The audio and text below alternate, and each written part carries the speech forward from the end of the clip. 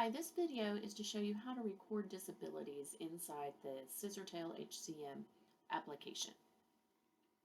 So I am logged in as Kathy Watts in our demo database, and she is the HR administrator for the demo company.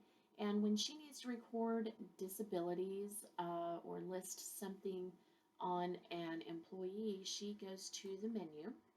And then under the team icon, you'll go to HR and then to HR maintenance. And here you'll find that you can assign assets for asset tracking. This is where you would put computers, keys, security cards, those types of things. And then today we're going to talk about disabilities.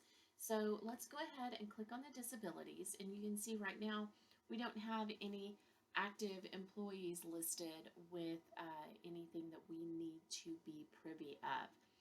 I'm going to go ahead and click the Add New button and just kind of walk you through the steps. So we can actually update this list of disability types if needed. It can be customizable for you. So we're going to go with the list of medical disabilities today.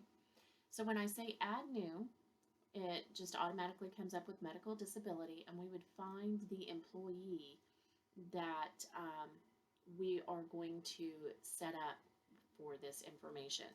So we're going to go with Michael Douglas, has a medical disability that we need to be aware of, and then we're going to record all of the information on his disability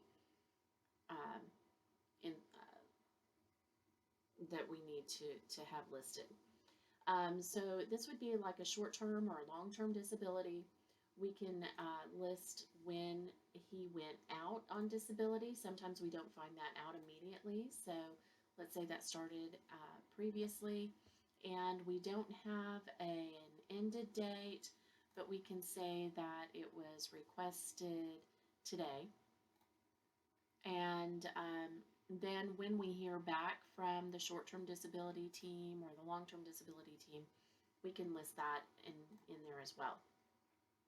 We can put the expected end date to be, let's say, let's go back and count. We've got 1, 2, 3, 4, 5, 6 weeks out is our anticipated, maybe an anticipated return date or end date.